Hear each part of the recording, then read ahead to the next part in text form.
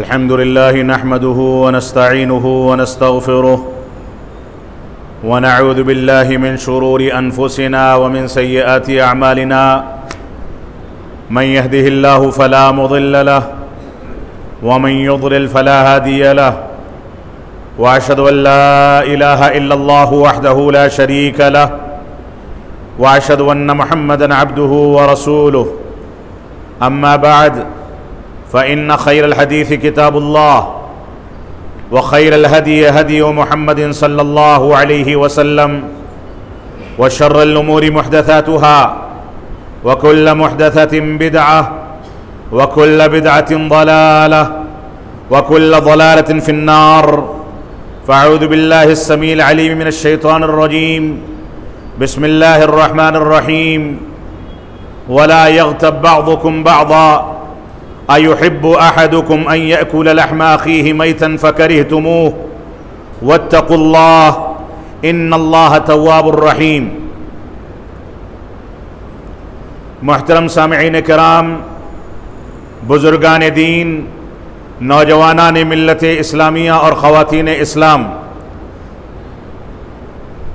گزشتہ کئی خطبات جمعہ سے صحابہ کرام کے مقام، ان سے متعلق ہمارے عقیدے، صحابہ کرام کی عظمت، صحابہ کرام کے سلسلے میں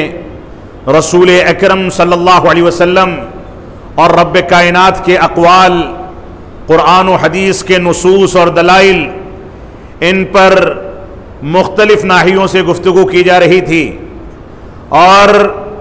اس بات کی صراحت کی گئی تھی کہ صحابہ کرام پر تنقیدیں کرنے والے یا صحابہ کرام پر انگلیاں اٹھانے والے یا صحابہ کرام کی چغلیاں کرنے والے یا صحابہ کرام کو برا بھلا کہنے والے، یہ در حقیقت پورے دین بلکہ اللہ رب العالمین اور رسول اکرم صلی اللہ علیہ وسلم کے ازلی دشمن ہیں۔ یہ چاہتے ہیں کہ اسلام کی ایک بنیاد کو منہدم کر کے پورے اسلام کو منہدم کر دیا جائے۔ اب صحابہ کرام کے بارے میں کوئی اپنی مجلسوں میں ان پر تنقیدیں کرے، ان کی تنقیص بیان کرے، ان پر انگلیاں اٹھائے، ان کی چغلی کرے، ان کی برائیاں بیان کر کے لوگوں کو بدظن کرے، تو یہ اتنا خطرناک جرم ہے جس کے نتیجے میں قرآن و سنت، پورا اسلام، رب کائنات اور رسول اکرم صلی اللہ علیہ وسلم، ائمہ کرام اور علماء کرام، مفتیان کرام اور دین اسلام کا پورا سلسلہ مشکوک ہو کر کے اور اس کے اوپر طعن کر دیا جاتا ہے۔ اگر کوئی شخص اپنی مجلسوں میں صحابہ کرام کی برائیاں بیان کرے تو یہ غیبت کی، چغل خوری کی، نمیمہ کی وہ خراب ترین شکل ہے جس شکل نے ہمارے معاشرے کو کھوکھلا کر کے رکھ دیا۔ آج کے خطبہ جمعہ میں میں آپ حضرات کے سامنے اسی کے ضمن میں چغل خوری کی قباحت، اس کی برائی، اس کی شناعت اور اس کے سلسلے میں رسول اکرم صلی اللہ علیہ وسلم نے جو کچھ بیان کیا ہے اس کے کچھ گوشوں کا تذکرہ کرنا چاہتا ہوں۔ میں نے آپ کے سامنے آیت کریمہ کی تلاوت کی۔ سورۃ الحجرات میں رب کائنات نے ارشاد فرمایا وَلَا يَغْتَبْ بَعْضُكُمْ بَعْضًا، اے لوگوں سن لو، ایک دوسرے کی غیبت مت کیا کرو، ایک دوسرے کی برائی بیان نہ کیا کرو۔ أَيُحِبُّ أَحَدُكُمْ أَن يَأْكُلَ لَحْمَ أَخِيهِ مَيْتًا فَكَرِهْتُمُوهُ، کیا تم اس بات کو پسند کرو گے کہ اپنے مردار بھائی کا جو مر گیا ہو، اس دنیا سے رخصت ہو گیا ہو، اس کی لاش تمہارے سامنے پڑی ہو، اس لاش میں سے کیا تم اس بات کو پسند کرو گے کہ اس کے گوشت کو نکالو اور نکال کر کے چباؤ اور کھاؤ؟ اللہ رب العالمین نے فرمایا فَكَرِهْتُمُوهُ، اس کو تم ہرگز پسند نہیں کر سکتے۔ تمہارا دشمن مر جائے، ایسا دشمن جس کے تم جان کے پیاسے تھے، جس کو نقصان پہنچانا چاہتے تھے، جس کے اوپر ہر قسم کے حملے کرتے تھے، تمہارا دشمن جو تمہاری جان کا پیاسا تھا، تم اس کو ہمیشہ نقصان پہنچانا چاہتے تھے، اگر وہ بھی مر جائے تو مرنے کے بعد غالب گمان یہ ہے کہ تم آنسو بہاؤ گے، لیکن اس کے گوشت کو کھانا پسند نہیں کرو گے۔ یہاں مثال دی گئی مردہ بھائی کی مثال، فرمایا کہ اگر تمہارا بھائی مر جائے تو کیا تم اس بات کو پسند کرو گے کہ اس کا گوشت کھاؤ، اس کو نوچ کر کے اپنے بھوک کو مٹاؤ؟ فَكَرِهْتُمُوهُ، رب کائنات نے فرما دیا تم اس بات کو کبھی پسند نہیں کر سکتے۔ یہ انسانی فطرت کے خلاف ہے، یہ ایسا قبیح جرم ہے جس کے بارے میں انسان سوچ بھی نہیں سکتا، اپنے ذہن و دماغ میں تصور بھی نہیں لا سکتا۔ اللہ رب العالمین نے آگے فرمایا فَكَرِهْتُمُوهُ وَاتَّقُوا اللَّهَ، تم یقیناً مردہ بھائی کے گوشت کو کھانا ناپسند کرو گے، لہذا تم رب کائنات سے ڈرو، ایک دوسرے کی غیبت ذکر نہ کرو، ایک دوسرے کی برائیاں بیان نہ کرو۔ وَاتَّقُوا اللَّهَ، اللہ سے ڈرتے رہو۔ إِنَّ اللَّهَ تَوَّابٌ رَحِيمٌ، اللہ رب العالمین توبہ کو قبول کرنے والا اور رحم کو انجام دینے والا ہے، تمہارے اوپر رحم کرنے والا ہے۔ اللہ کے نبی صلی اللہ علیہ وسلم نے سے صحابہ کرام نے پوچھا، آپ نے وہاں پر سوال کھڑا کیا۔ ابو ہریرہ رضی اللہ تعالیٰ عنہ راوی حدیث ہیں، کہتے ہیں کہ اللہ کے نبی صلی اللہ علیہ وسلم نے صحابہ کرام سے پوچھا اتدرون ما الغیبہ، کیا تم لوگ جانتے ہو کہ یہ غیبت کیا چیز ہے جس سے رب کائنات نے اس قدر ڈرایا ہے، اس قدر قباحت اس کا ذکر کیا گیا ہے؟ فرمایا اللہ ورسولہ اعلم، صحابہ کرام نے کہا کہ اللہ اور اس کے رسول زیادہ بہتر جاننے والے ہیں، وہی بتانے والے ہیں کہ غیبت کس کو کہا جاتا ہے۔ قالا، تو آپ نے فرمایا ذکرک اخاک بما یکرہ، تم اپنے بھائی کا تذکرہ اس کیفیت میں کرو کہ تمہارا بھائی اس کو ناپسند کرے، اس کو ناگوار گزرے، اس کو تکلیف ہو، اس ذکر سے اس کے دل میں کوئی تکلیف یا نفرت پیدا ہونے لگے، یہ غیبت ہے۔ اس کے بعد صحابہ کرام نے پوچھا افرأیت ان کان فی اخی ما اقول، آپ کا کیا خیال ہے، کیا نظریہ ہے، اگر میں اپنے بھائی کے بارے میں جو کچھ کہہ رہا ہوں وہ عیب، وہ خرابی اس کے اندر موجود ہے تو تب بھی میں نہیں کہہ سکتا؟ اللہ کے نبی صلی اللہ علیہ وسلم نے فرمایا ان کان فیہ ما تقول، اگر تم اس کے اندر جو عیب پایا جاتا ہے اس کے بارے میں گفتگو کرتے ہو فقد اغتبتہ، تبھی تم نے غیبت کی، اور اگر اس کے اندر وہ عیب موجود نہیں، اس کی جانب منسوب کر دیا گیا فقد بہتہ، تو یہ اس سے بڑا جرم ہے کہ تم نے اس کے اوپر بہتان تراشی کی ہے، اتہام لگایا ہے، غلط چیز کی نسبت اس کی جانب کر کے معاشرے کو فساد کی جڑیں کھودنے کا کام کیا ہے۔ اس وجہ سے تم غیبت اسی چیز کو کہا جاتا ہے جو تمہارے بھائی کا عیب ہے، اس عیب کی ذمہ داری یہ ہے، تمہارے اندر دلیری ہے، ہمت ہے، جرأت ہے، تم اس کا سامنا کر سکتے ہو تو جرأت کر کے اس کو بلاؤ، تنہائی میں بیٹھاؤ اور اس کے سامنے بتاؤ کہ فلاں عیب تمہارے اندر پایا جاتا ہے۔ اگر تم نے ایسا کرنے کی تمہارے اندر ہمت نہیں تو چوڑیاں پہن کر کے خاموشی کے ساتھ بیٹھے رہو، تم کو اختیار نہیں کہ معاشرے کے اندر فساد پیدا کرو۔ تو فرمایا کہ اگر اس کے اندر وہ عیب موجود ہے تبھی یہ غیبت ہے، اور اس کا حل یہ ہے، اس کا علاج یہ ہے کہ جس کے اندر تم کوئی عیب دیکھتے ہو، کوئی خرابی دیکھتے ہو، اس کو بلا کر کے اس کے ساتھ بیٹھو، اس کو تنبیہ کرو، اس کو پیار و محبت سے سمجھاؤ، اس کے عیب کی اصلاح کی کوشش کرو۔ یہ اس کا طریقہ نہیں ہے کہ تم ہر جگہ اس کو بیان کرتے پھرو، اس کو بدنام کرتے پھرو، معاشرے میں فساد پھیلاؤ، لوگوں کے درمیان نفرتیں بانٹو، یہ اس کا علاج نہیں ہے۔ اور اگر تم نے کوئی بات اپنے مسلمان بھائی کی جانب منسوب کی اور وہ کمی اور خامی، وہ غلطی اور وہ گناہ اس نے کیا ہی نہیں ہے فقد بہتہ، تب تو تم نے اس کے اوپر اتہام لگایا جو اس سے کہیں زیادہ فساد پیدا کرنے والی چیز ہے۔ یہ صحیح مسلم کی روایت ہے۔ تو رب کائنات نے ہم کو واضح طریقے سے حکم دے دیا کہ غیبت نہ کیا کرو، غیبت کرو گے تو گویا تم اپنے مردار مسلمان بھائی کا گوشت کھاتے ہو، اور اس کو تم کبھی گوارا نہیں کر سکتے۔ جب اس کو گوارا نہیں کرتے تو غیبت کو کیوں گوارا کرتے ہو؟ جب اس بات کو گوارا نہیں کرتے تو معاشرے میں فساد کیوں پھیلاتے ہو؟ اس بات کو گوارا نہیں کرتے تو ایک دوسرے کی چغل خوری کر کے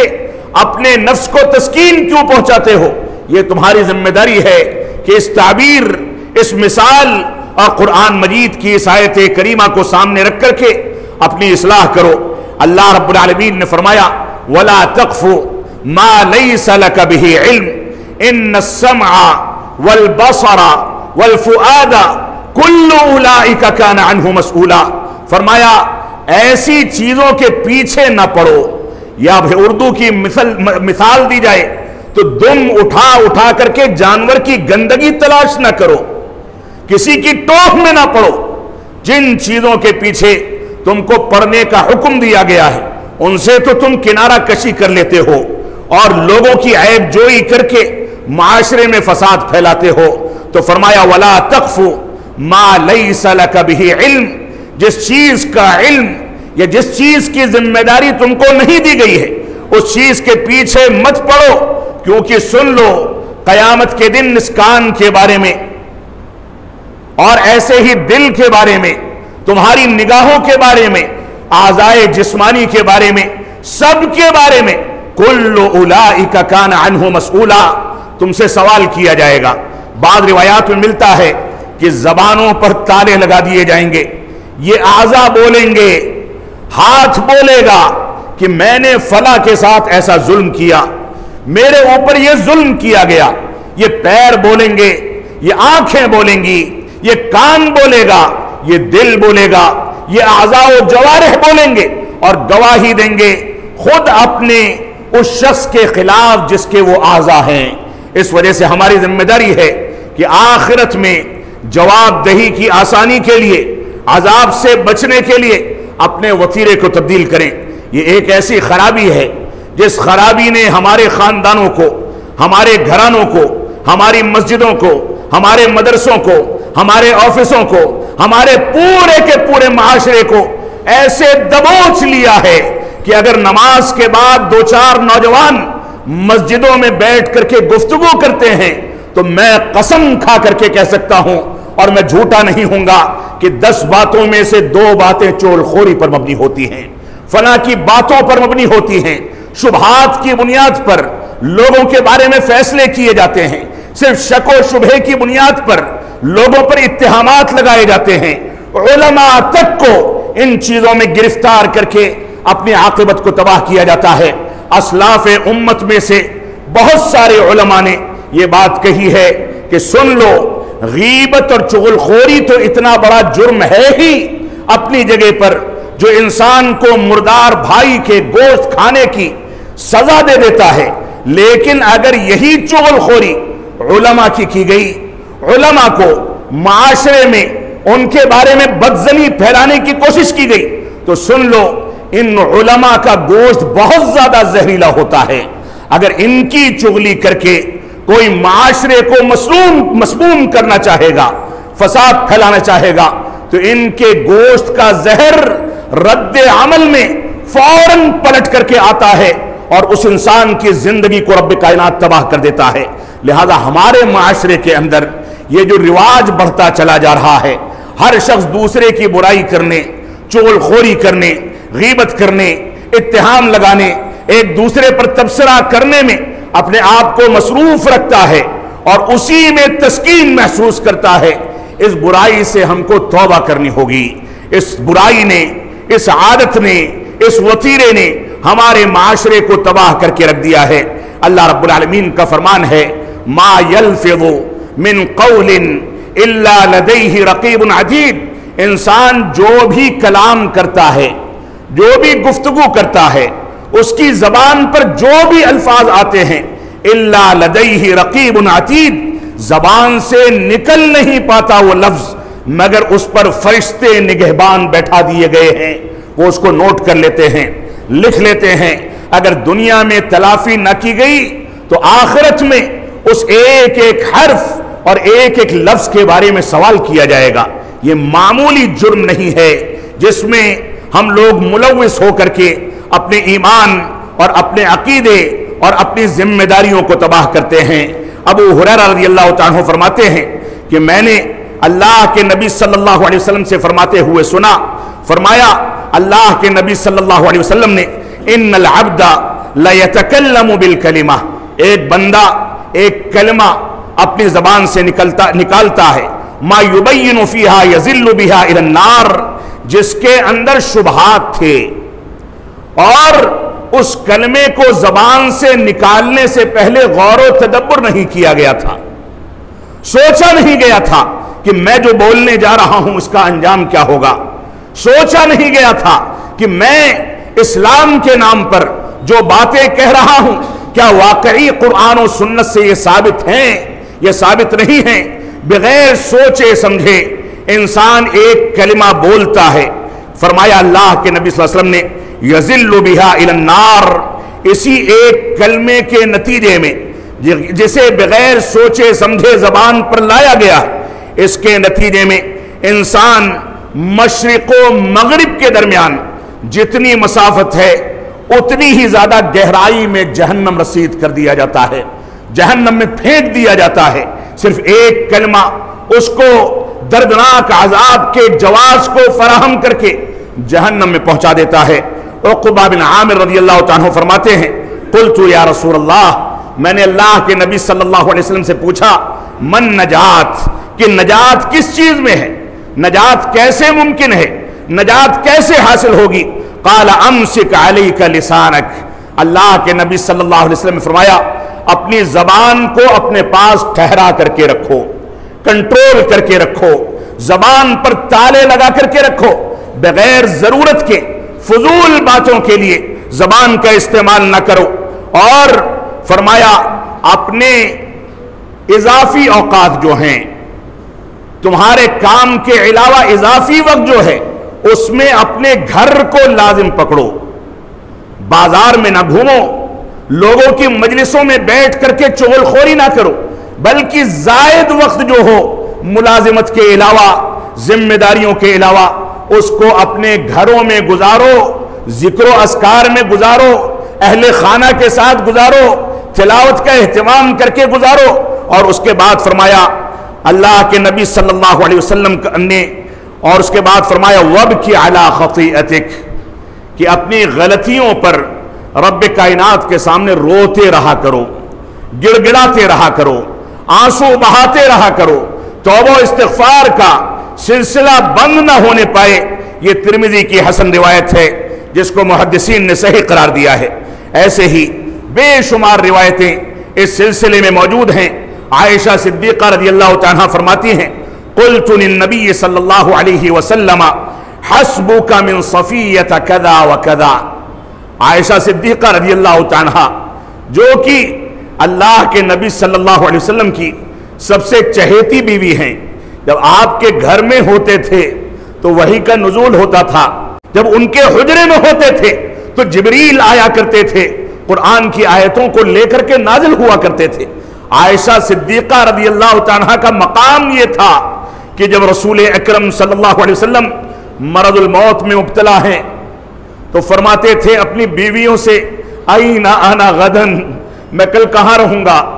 میری باری کون سے گھر میں ہے، کون سی بیوی کے ساتھ ہے؟ امہات المومنین سمجھ گئیں، کہنے لگی ہم اپنی باری ہبہ کرتے ہیں، آپ جا کر کے عائشہ کے روم میں اور اس کے حجرے میں زندگی گزاریے،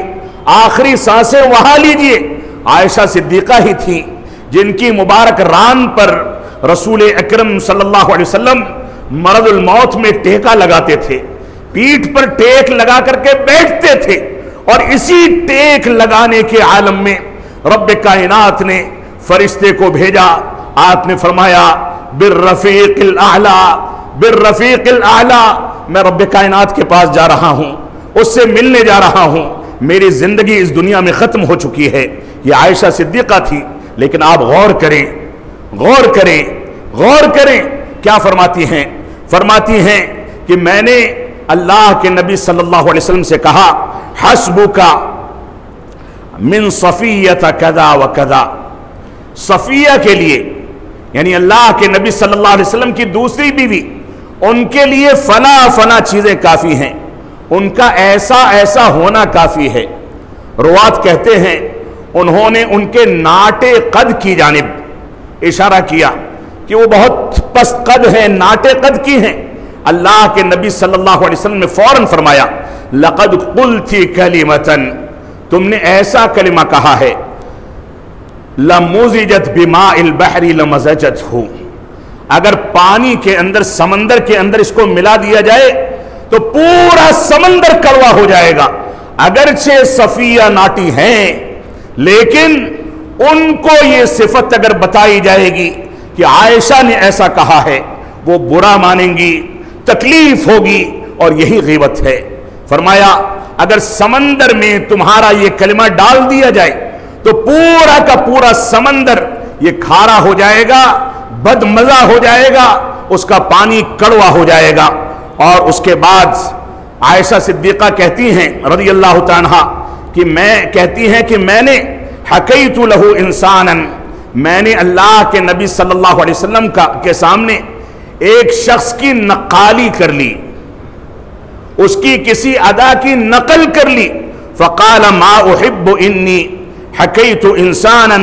وان لی کذا وکذا، اللہ کے نبی صلی اللہ علیہ وسلم نے فوراً تنبیہ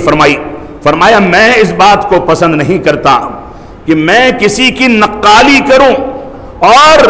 وہ انسان جس کے بارے میں میں اس چیز کا تذکرہ کر رہا ہوں، اس چیز کا تذکرہ کرنے میں یا نقالی کرنے میں مجھ کو مال و دولت ہی کیوں نہ لٹا دیا جائے اور مجھ کو اس سے نواز کیوں نہ دیا جائے، اس پر بڑے بڑے مال و دولت کا وعدہ کیوں نہ کر لیا جائے، لیکن میں کبھی کسی مسلمان یا کسی بھی انسان کی نقالی کرنے کو گوارا نہیں کروں گا، کیونکہ اگر نقالی کا تذکرہ اس کے سامنے کیا جائے، یقیناً اگر باغیرت ہے، فطری انسان ہے، تو اس کو ناگوار گزرے گا۔ آپ سوچیں کتنی زیادہ باریکیاں ہیں اس غیبت سے متعلق۔ انس بن مالک رضی اللہ تعالیٰ عنہ فرماتے ہیں، کہتے ہیں کہ اللہ کے نبی صلی اللہ علیہ وسلم نے ارشاد فرمایا لما عرج بی مررت بقوم لهم اظفار من نحاس یخمشون وجوہہم وصدورہم، فرمایا جب مجھ کو لیلت اسراء و معراج میں آسمان کی سیر کرائی گئی تو مجھ کو جہنم میں کچھ ایسے افراد دکھائے گئے جن کے ناخون تانبے کے تھے، تانبے کے ناخون لمبے لمبے ان کی انگلیوں میں لگائے گئے تھے، یخمشون وجوہہم وصدورہم، جس سے اپنے چہرے کو اور اپنے سینے کو نوچا کرتے تھے، خود اس کو نوچ نوچ کر کے زخمی کرتے تھے۔ صحابہ کرام نے پوچھا قلت ومن ہؤلاء، اللہ کے نبی صلی اللہ علیہ وسلم نے فرمایا کہ من ہؤلاء یا جبریل، اے جبریل یہ کون لوگ ہیں، یہ کن لوگوں کو ایسا عذاب دیا جا رہا ہے؟ قال ہؤلاء الذین یأکلون لحوم الناس، فرمایا یہ وہ لوگ ہیں جو لوگوں کا گوشت کھایا کرتے تھے، وَيَقَعُونَ فِي أَعْرَاضِهِمْ، اور لوگوں کے عزت کو پامال کیا کرتے تھے، عزتوں کے ساتھ کھلواڑ کیا کرتے تھے۔ یہ ابو داؤد کی صحیح روایت ہے۔ ایسے ہی معاذ بن جبل رضی اللہ تعالیٰ عنہ فرماتے ہیں، کہتے ہیں کہ یا رسول اللہ اخبرنی بعمل یدخلنی الجنہ، اے اللہ کے نبی صلی اللہ علیہ وسلم ایسا عمل بتا دیجئے جس کے ذریعے سے جنت میں داخل ہو جاؤں اور جہنم سے دور ہو جاؤں، جہنم سے نجات مل جائے۔ تو اللہ کے نبی صلی اللہ علیہ وسلم نے فرمایا نماز پڑھو، روزہ رکھو، زکوٰۃ کا اہتمام کرو، استطاعت کی صورت میں حج بیت اللہ کو انجام دو، ارکان اسلام کا تذکرہ کیا، اور اس کے بعد آپ نے فرمایا روزہ یہ ڈھال ہے، صدقہ رب کائنات کے غضب کو ٹھنڈا کرنے والا ہے، اور اس کی فضیلتیں ذکر کی، اور اس کے بعد فرمایا الا اخبرک برأس الامر وعمودہ وذروۃ سنامہ، فرمایا کیا تم کو میں ایسی چیزوں سے باخبر نہ کر دوں جو دین کی اصل ہیں، اس کا ستون ہیں، اور ایسے ہی اس کے کوہان کی بلندی ہیں۔